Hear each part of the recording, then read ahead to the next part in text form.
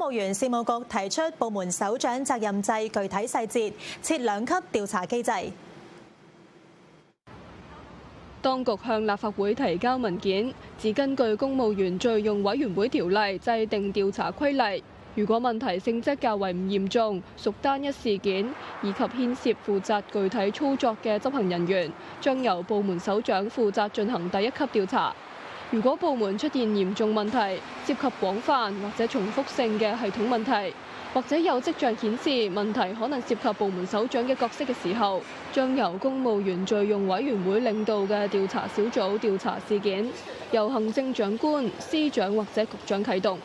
調查小組由罪用委員會主席同至少1名委員組成，亦都可以授權其他政府僱員提供支援，同埋按需要委任獨立專家為個案提供意見。受查人士需要提供有關資料，調查小組亦都可以進入並視察任何部門處所。完成調查之後，小組必須提交報告。如果發現員工有涉及行為不當，政府會按紀律機制處理，最嚴重會被革職或者勒令退休。公務員事務局發言人話：新安排將取代目前由較高級嘅公務員調查嘅機制，而第2級調查涉及部門首長約有60個人，唔包括常任秘書長。身兼房屋處處長嘅房屋局常秘同教育局常秘就除外。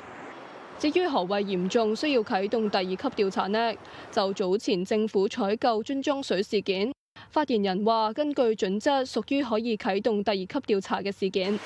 而日後有關個案會唔會向公眾交代？發言人話相信涉及嚴重事件嘅時候，當局會有適當嘅公佈。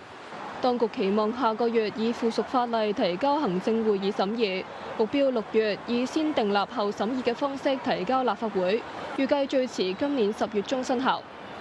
鳳凰衛視記者林嘉敏報道。